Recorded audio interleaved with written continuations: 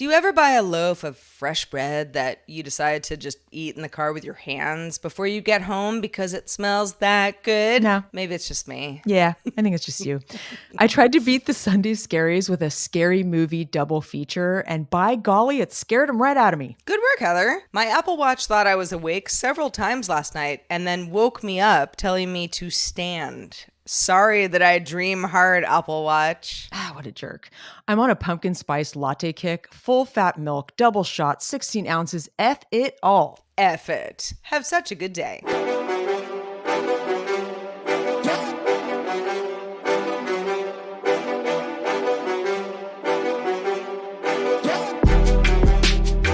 Hello, world. Welcome back to Have Such a Good Day, the show that wants you to do just that. And I hope at some point we have a theme song.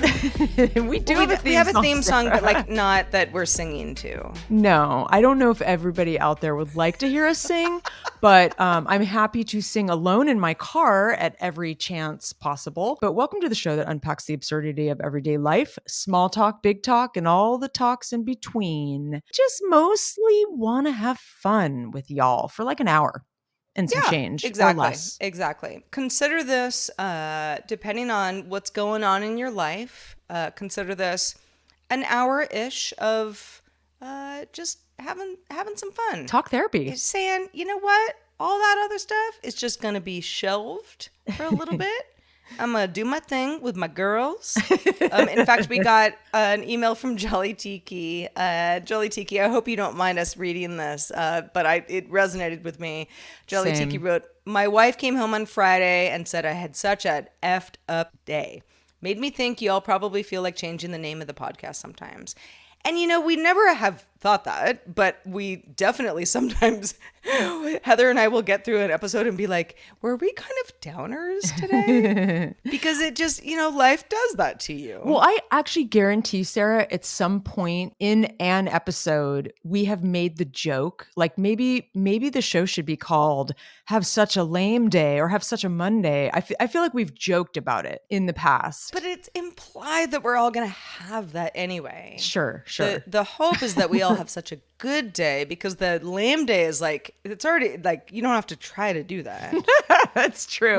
We've all made a slight step forward into having a good day. So yeah, it's really funny because sometimes when like a day just kind of spirals, when like everything is more complicated than it should be, like every step of the way, and my boyfriend is always like, you just have to understand that everything is a shit show. And just once you know that, then it's no big deal. You just go, okay, well, there's that shit show. And yeah, you ride the wave, you laugh at it, and you can't take it so seriously. But really, like everything is like a can of worms. I feel like nothing is really simple. There's a lot of gray in the gray area. I don't even want to get into it, but it's like this can of worms, like a weird thing with our generator company that's basically a monopoly. You know, we have 3 generators on this property.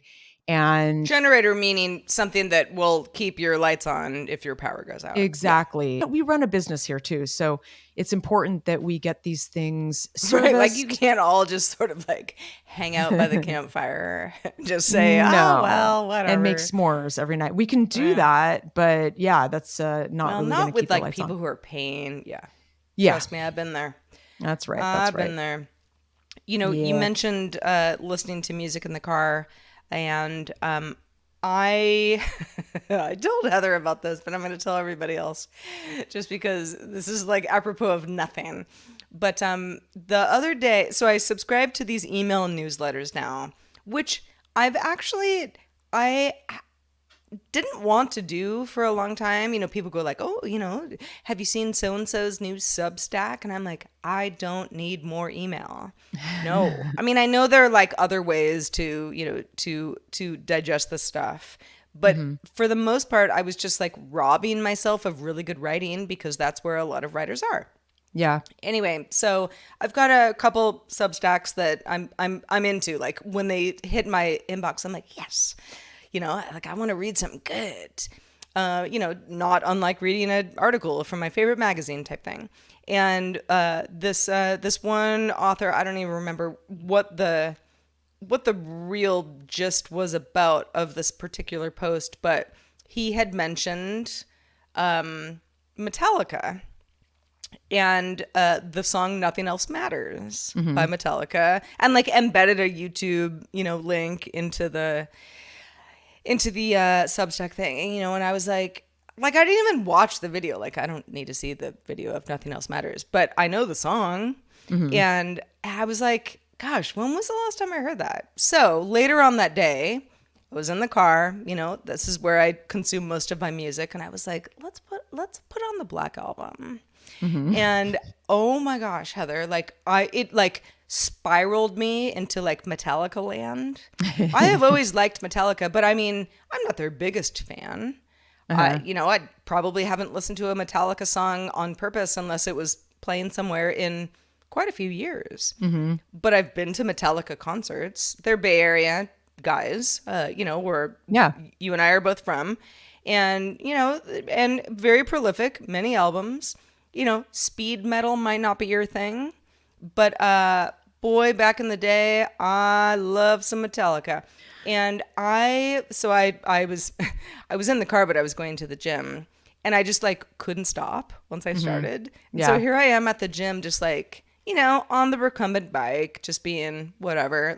Usually I'm listening to podcasts at the gym. Darkness imprisoning me. All I see. Absolute horror. How can I live? Yeah. And here I was just pedaling and looking around and just being no one knows what I'm doing right now. I love it. And I'm just I'm fucking railing on the inside. It was fun. It was really I love fun. that. In fact, I will say I have a soft spot for Metallica.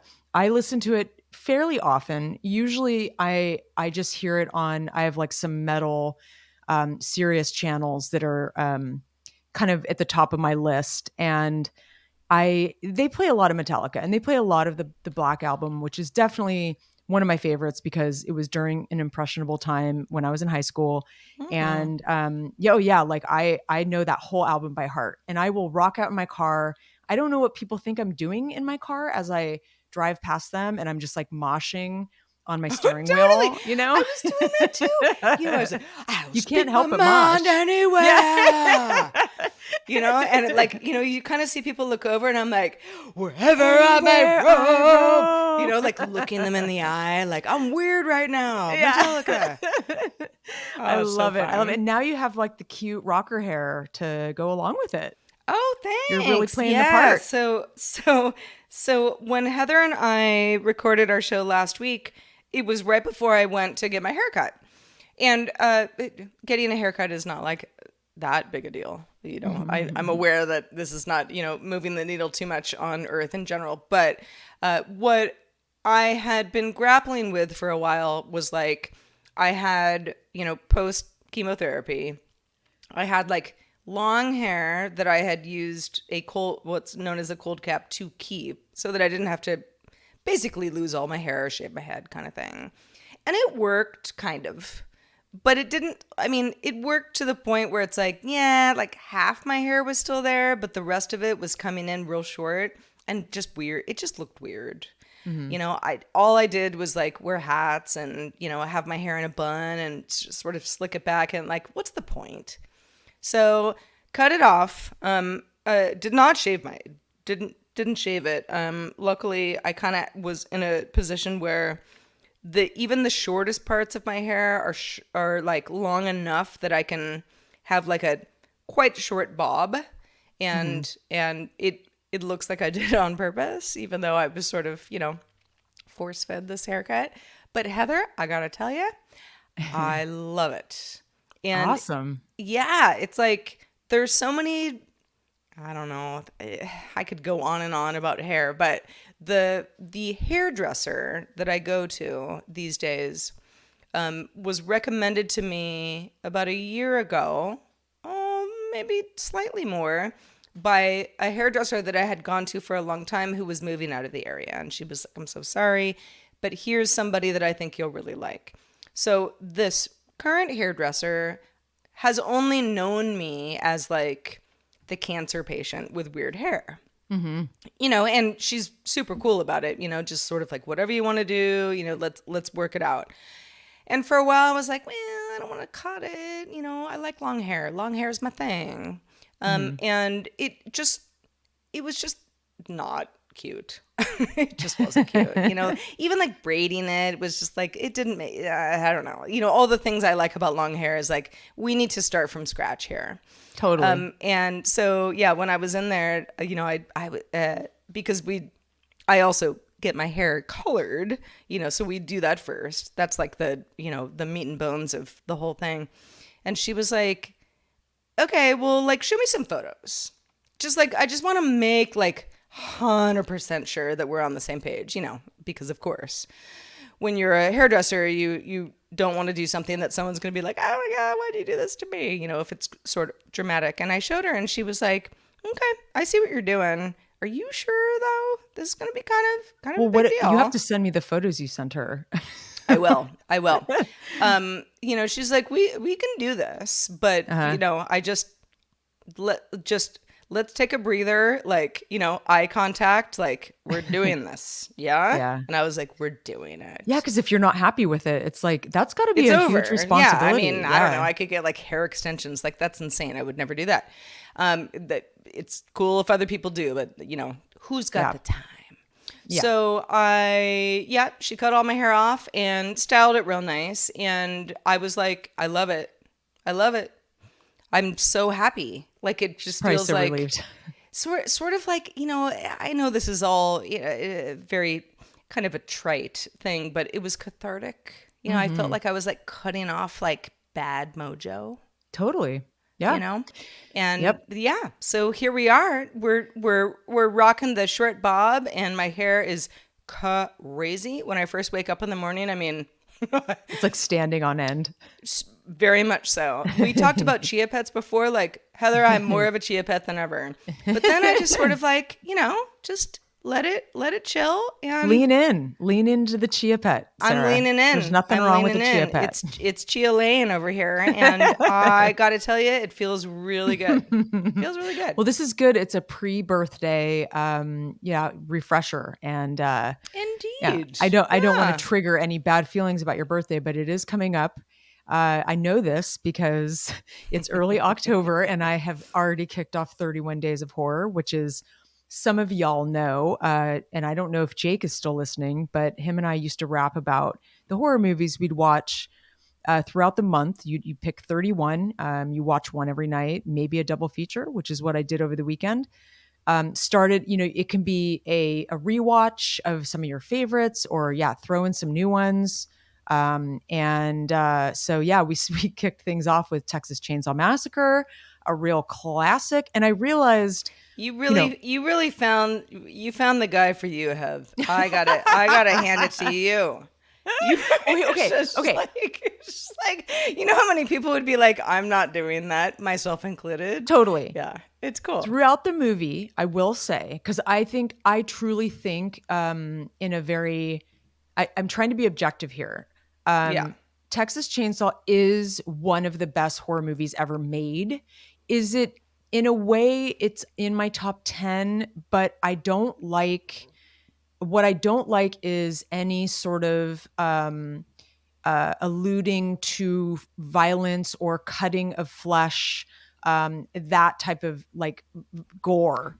And when it feels real, and Texas Chainsaw definitely has that. I mean, hence the chainsaw. Sure. For me, my favorite is actual like horror, psychological horror. I don't like violence. I close my eyes. So throughout the watching of this movie, I've seen it probably 5 times, I kind of was reminded like, I forgot like some of this stuff. It really gets to me. It's very horror. I mean, it's a very scary movie in a horror way, but it has these parts that go a little far for me. I would say that that's not a rewatch that I want to do very often.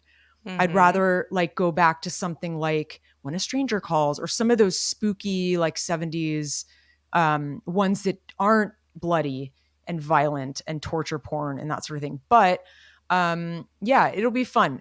There's a lot of actually interesting horror movies, like foreign stuff on Criterion Channel right now. I love that. I have to say, that's one thing I love about having these streaming services is some of them get so creative with themes not just like for holidays, but like Criterion in particular, I love because they just did a whole like 90s horror kind of where they create a catalog and then they pull and then you're like, whoa, I've never seen The Craft, or like stuff that is kind of classic from Sure. like an Yeah. era that really The established an Craft. era or I an liked that era. movie.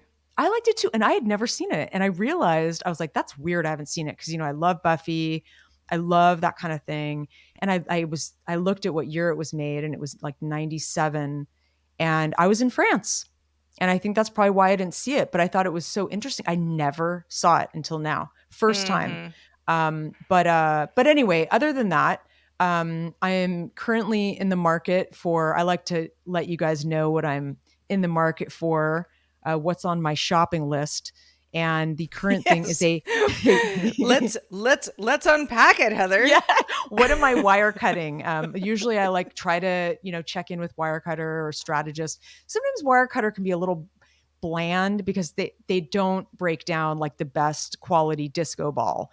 So like that's what I'm Right. looking for right now. And they're not That's as right. cool as that. I need Mm. like more of a strategist, maybe New York Times for what I'm calling Operation Disco, which is transforming one of my rooms here, our art studio, into a dancing environment for some people who are coming up over the New Year's, and we'll have a little party. Other than that, though, this last weekend, Sarah, was a bit different. A friend of mine, a sort of a new friend of mine, shout out to Sasha, put on a local event. She worked her tail off to do this, and she's super involved in the community. I live in kind of a smaller community now, so the whole community aspect is really cool because you can do whatever you want. Like you can throw an event and get people to come, and it's very grassroots and it's cool. And so this is the second year she's done this, and it's kind of like an all weekend like yoga retreat kind of thing with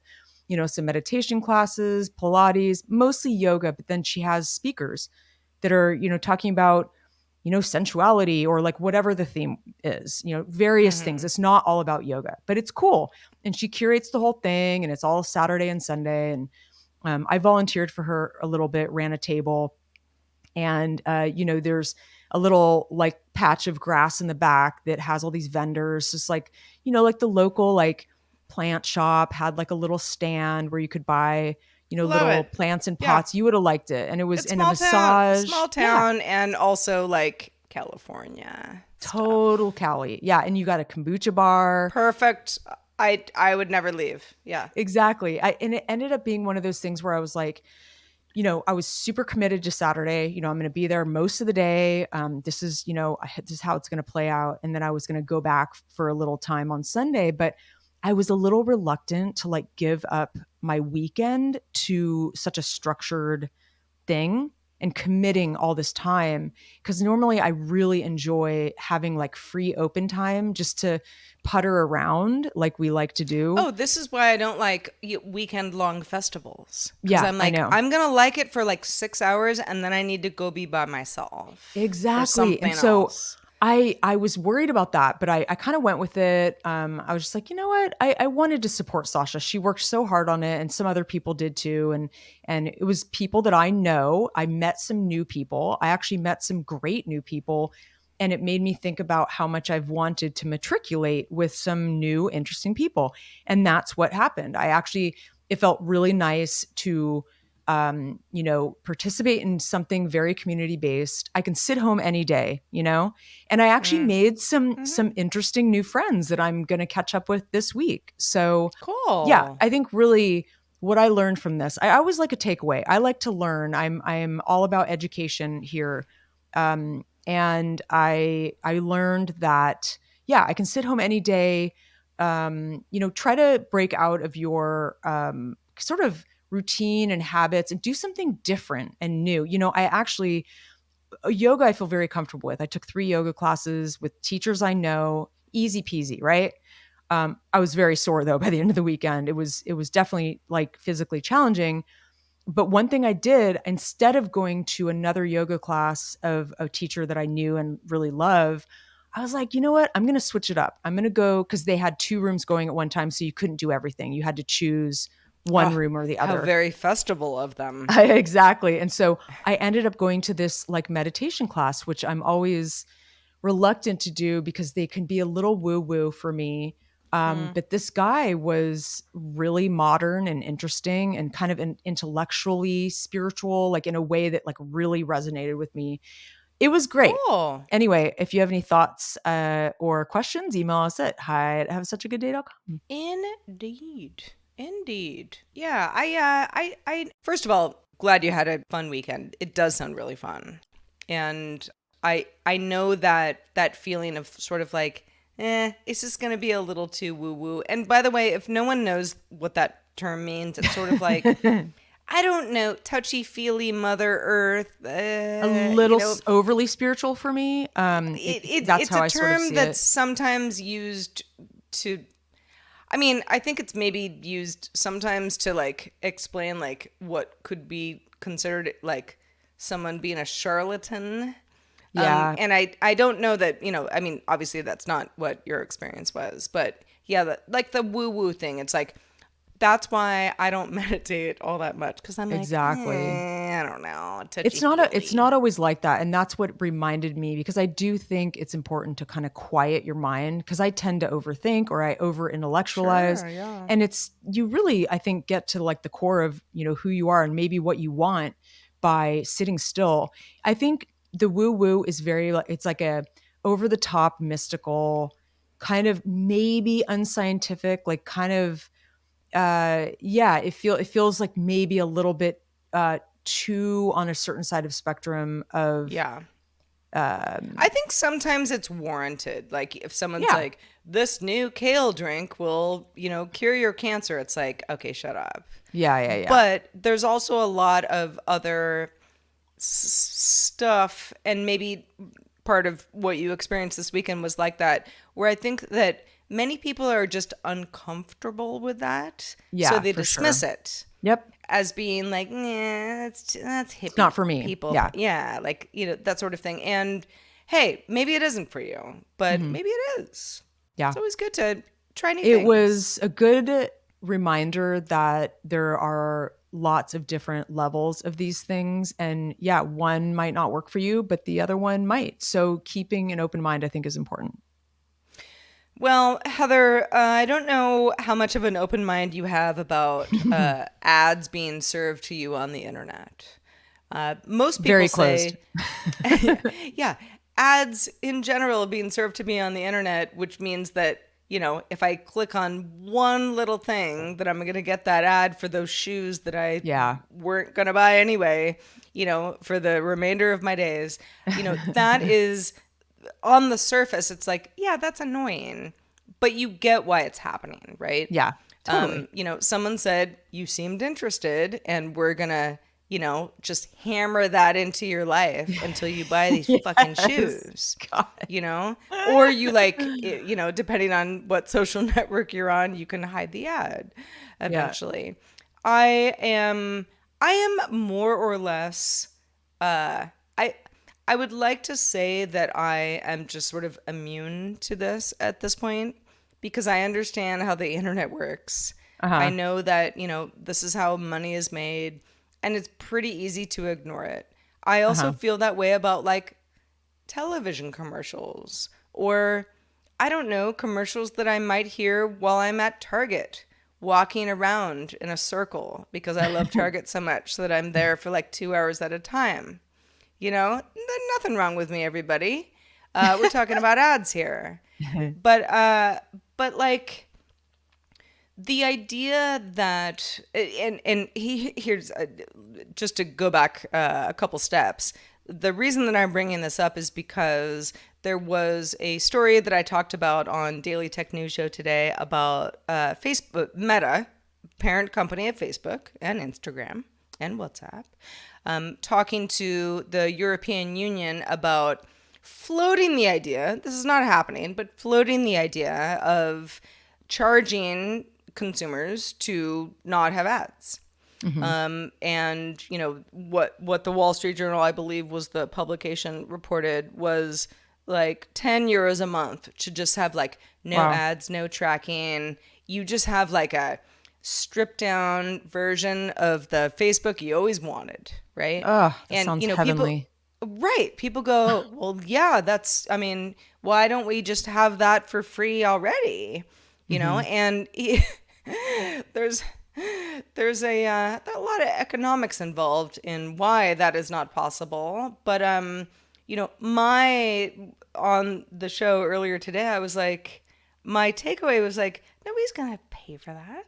They're just gonna complain about the tracking and the ads because people don't have another 10 euros or dollars or Hmm. whatever per month to pay for something, to have less noise. Now, Hmm. some of you out there might be like, well, I do, and that's great. And maybe that will be an option for you, in the US, I guess, Hmm. at some point. But likely not. And I don't know. I've been thinking about I mean, Heather, how many times have I told you I've got this song in my head. I don't know why. I don't know where it came from. It's Uh-huh. because it was in a commercial. It was some Yeah. sort of subliminal thing, and now it's a wormhole, and now I can't, sleep at night kind Yeah. of thing. Like, Yeah. I understand that advertising is effective, Uh-huh. even if you feel like you're pretty aware of advertising being effective, and therefore you won't fall for it. It Hmm. still will creep in. Like, Oh there yeah. is the ad creep. And I don't know. I guess I was thinking a little bit earlier today about, like, would there ever be a world where we just don't have this? Like, advertising is no longer effective and we just, I don't know, don't have that. If we stopped having like a capitalist society, maybe, but I just Well, doubt I that'll mean, yeah, I happen. mean, obviously it's a much, much larger conversation about, Uh-huh. how money is, changes hands. But yeah, like, I don't know. I think there are people who just sort of don't care. I care very much. I Yeah, I mean, do too. like, I have a broadcasting degree. Like, a big part of my degree was about, like, manipulation in media, Uh-huh. and, Yeah. like, understanding that, and, like, how to manipulate, and also how to know when you're, Yeah. like, that kind of stuff. Like, Hmm. it's not rocket science, honestly. But Mm-mm. but if you don't ever think about it, or you're not told to, you just don't. Yeah. Yeah, it's funny because I think for me, I get served mostly, on a place like Instagram, it knows me really well. And so it'll pitch me brands that I already love and I'm already purchasing or, Uh-huh. wanting like it's such an easy target, but then I get really frustrated with ads that make no sense to me.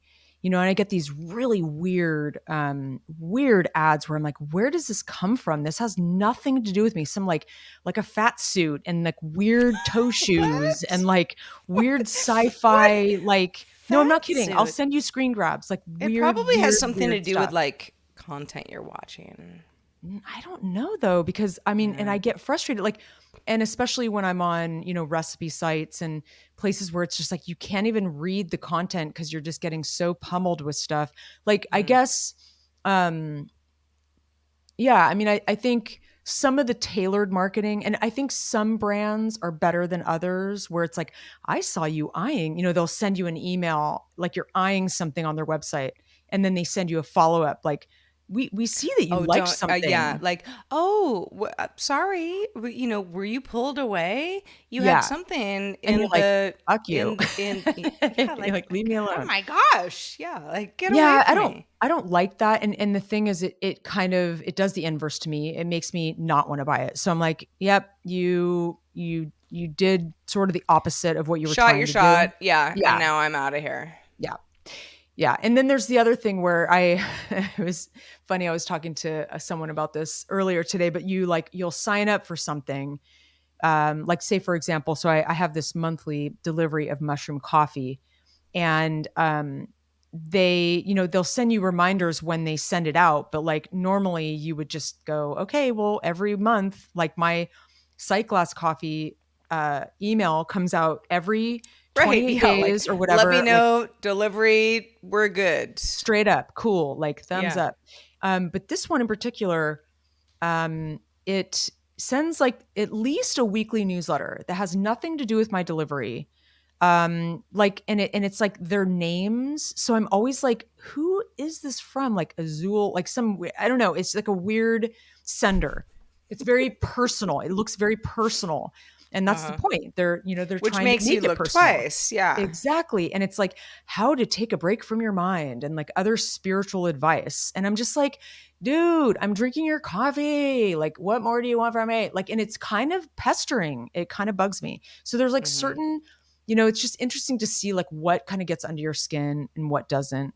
Yeah. Um, but yeah, so switching gears a little bit, I wanted to follow up on this sort of wearable technology and how it can get tired. We talked about this last week.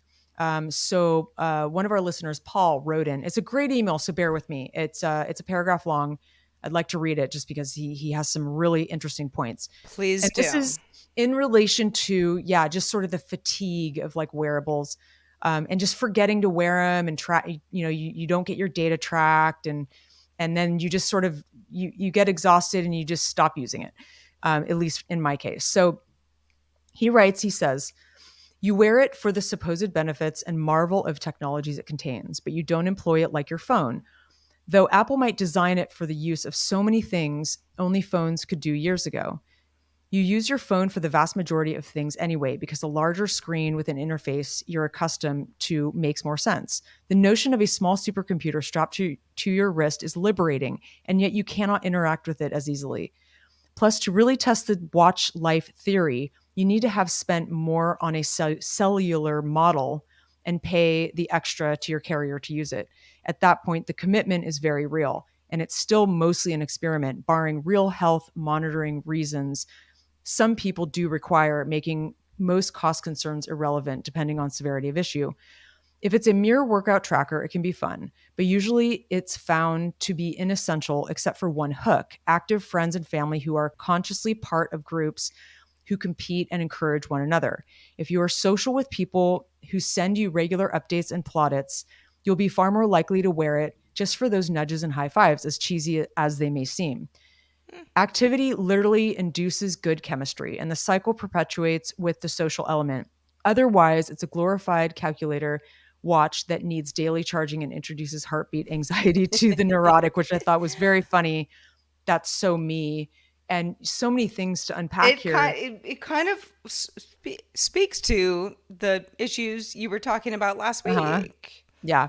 Yeah. I mean, it is, I think it's more than a glorified calculator, but But he's making a point. Yeah. I'm with you on that. It is, you have to commit, and you You have to do. commit to like the clunkiness of it, I Yeah. guess. I mean, why did my watch wake me up four That's times last actually night? annoying. I would be kind of pissed. So here's the funny thing. So after we talked about this last Still week, wore it. I don't even. yeah, I Yeah. I one of the problems I'm having too is it does get annoying on my wrist, like physically, like I get kind of sweaty, or like it's heavy, or like it just kind of bugs. Yeah. But I was like, case in point, at this yoga retreat, it was like a long couple days of doing exercise and heart related activities. Perfect time to wear the watch and track everything, right? So I wrote myself a note: don't forget your Apple Watch. Because I thought, ooh, this will be fun because I'm doing all these different classes and I can just, Sure. start and stop and whatever. And so I wore it. And my new friend Judy, who is now a new listener, hi Judy, Hi, she Judy. she saw me there. She's like, "Oh my God, you're wearing your watch!" And I kind of didn't get it, but she had listened to the show. It was really cute. Oh. Because she knew, she was like, "Oh my God, I totally relate." And we were chatting it up before class. So I wore it, and then first step, you put it on, right? You walk out the door, and then I forgot to start the timer. So total fail. I didn't even track one class, and then I forgot it the second day. So You can I go back in time, Heather, on the health app I and know, and I know. I and track it add there. things. I I need to do know. that. It's just Yeah. more data recording, and I think that that's also it's Yeah, just you either have to be like in or out. Otherwise, it's like, what the fuck am I doing right now? yeah, like and then so then I was thinking this Aura ring because I am on a Substack, and one of the ladies that I follow was talking about the Aura ring, and I was like, God, maybe that makes more sense for my lifestyle because it can just be on your finger. It's not as much of a nuisance. It can just be there. You don't have to really take it off. Well, you'd have to charge it and that kind of thing. But wearing like a smartwatch like 24/7 just feels like less comfortable and less discreet. But and so I was kind of reading about the Aura ring, and I'm like, why didn't this cross my desk? Because it really didn't. I know it like came out in 2020. I was probably busy doing weird pandemic shit. But like it tracks typical sleep metrics: REM, deep, total sleep. There's Hmm. the chronotype thing where it just like discovers over time, like, are you a morning person or are you a night owl, like circadian rhythms, that kind of thing. Which I'm fascinated by. Like, I would love for this thing to tell me your ideal bedtime is. And Yeah. apparently it like can predict like your period, which is kind of crazy, which would be really helpful for me actually, Well, so that I Apple can know Watch can when. do that too. Okay, well, I don't have that set, but I just was curious how you feel about the Oura Ring. Have you ever tested it out, Sarah? I haven't. And what's funny is that I'm very familiar with it. Um, it kind of looks like a titanium Mhm. ring, Yeah, it's kind of on bulky. well, yeah, I It's mean, big. it's a ring. Like, Yeah. yeah. But it was funny for a while, like I'd sometimes like look at like especially a man's hand and be like, is that just like a guy Is that a being wedding like, ring or? I'm titanium with my wedding ring, or is it or a ring? Um, but I do know people who use it, love it, sleep, and overall health in general, very much forward with that. It's not for me. I just have tiny little baby hands. Like I can't wear a ring that Because you're a like tiny little baby. I am a tiny little baby. My Apple Watch also feels large to me, but like, yeah, I'm not, rings are not for me. But I feel like a lot of people might say, well, a ring is actually way better than like a watch. So, Yeah. we got options. Yeah, totally. Well, I wanted to hear what y'all think out there. If anyone swears by the Aura Ring and maybe could contribute to this conversation, or maybe you have another kind of nagging issue that you want to tell us about, and we will grouse with you. That is a guarantee. Email us at hi@havesuchagoodday.com. Please do. Early and often. Hey, just a reminder, we are alive today because of our patrons. Well, Here, here. that sounds a little dramatic, but you know what I mean. Patreon.com/have such a good day is where to find out more about how to become a patron if you'd like to be part of our patronage. We could not do it without you. Ad-free show, some perks that Heather and I talked about on our last show that we need to, fluff up, Dive much like into. my new haircut. So we will get to that. Trust us, it's on the list. But we did get a cool email from Mark, and this was sort of about listening to music and also just sort of like having thoughts, having emotions from last week. Having a brain. Having a brain, you got a brain, you're going to have emotions. That's You're how going it to have works. thoughts. Mark says, I discovered the joy of hearing something so good it moves you to tears. Recently went to a show at the Greek Theater. When Regina Spektor sang Becoming All Alone, tears were running down my face. I hadn't really Aw. thought much of the song from the studio recording, but something about hearing it live and listening closer to the lyrics really hit me. It's a profound feeling. Music is such a big part of my life, and I highly recommend a good musical cry if you find that one artist or song that does it for you. Oh, Heather, do I have them? And do I relate? I know it's actually funny, Mark, because I have had the same experience at a concert. And I was actually just scanning the concert calendar for Los Angeles because I'm going to be there later this month. And I'm like, you know what? It's been a minute since I've actually been to a live show. Let me see if I can find something happening when I'm down there. I mean, I on a daily basis, I almost come to tears with joy when something great comes up on the radio and I can do some karaoke, if you will. Yeah, music, sometimes you do need to be reminded though, because I'll get in these phases where I won't listen to music for a couple days and then I'll be like, oh man, why am I not listening to music? Like while I'm working, my headphones are right here. It's like you sort of forget and go in these different sort of routines. But I really relate to that. I'm not very familiar with Regina Spektor, but I've heard great things about her. I will have to listen to that song. But I think also he brought this up because we were kind of talking about laughing and like crying and crying, laughing, the all the things that you do emotion wise in the last episode where you're laughing and then you cry from laughing, or you're crying and then you start laughing because it's so emotional. So that's a very positive cry, Mark. Thank It you for sharing. is. It is. I after I got Metallica out of my system the other night, sometimes I don't know, I have weird things about music these days where like if I hear a song and something isn't totally right, mentally for me, like I'm like I can't listen to that. Yeah. Like it's not like it's like like hurting my feelings or anything, but I'm like, I don't want that. I don't want Yeah. that right now, you know? And, so I've been trying to do like more shuffle stuff, like, just give me something that I might like. And oh my gosh, Heather, what what was do you remember the group The American Analog Set? I do know the name. This is like early 2000s, Hmm. early aughts. Very kind of like, I don't know. I don't know how you would describe them. Sort of Wilco-esque. Yeah. But there was a song that I used to like, but I had forgotten about it. I just Hmm. forgot about it. I remember liking it 20 years ago. And it came on the shuffle and I was like, "Oh my God. I love this song." But like I don't know what, like it doesn't mean anything to me. It Yeah. just means something about a time.